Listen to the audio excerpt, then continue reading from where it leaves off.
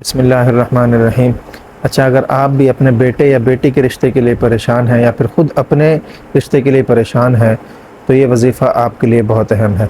دیکھو، اگر آپ کے بیٹے یا بیٹی کے لیے رشتہ ہی نہ آتا ہو یا پھر رشتے والے آتے ہیں لیکن پسند نہ آتا ہو تو پھر آپ نے کیا کرنا ہے، جو آیت میں آپ کو بتانے جا رہا ہوں، آپ نے 3 مہینے تک یہ عمل کرنا ہے۔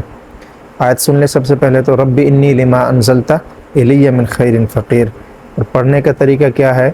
3 مہینے تک آپ نے کرنا ہے، پہلی تاریخ سے لے کر 11 تاریخ تک، ہر مہینے 11۔ فار ایگزامپل جنوری، فروری، مارچ، جنوری کی پہلی تاریخ سے لے کر 11 تک، اسی طرح فروری کی پہلی تاریخ سے لے کر 11 تک، اور مارچ کی پہلی تاریخ سے لے کر 11 تک۔ روزانہ آپ نے یہ والی آیت 113 دفعہ پڑھنی ہے، اور اس کے ساتھ سورۃ الضحیٰ والضحیٰ واللیل اذا سجا ما ودعک ربک وما قلی، یہ والی آیت 3 دفعہ آپ نے پڑھنی ہے، ٹھیک ہے؟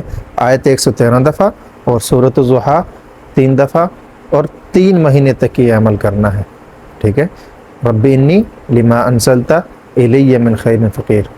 سورۃ القصص کی آیت نمبر 24 ہے اور پارہ نمبر 20 ہے، ٹھیک ہے؟ اور ساتھ ساتھ نماز کا اہتمام کرنا ہے، اور یقین کس پر کرنا ہے؟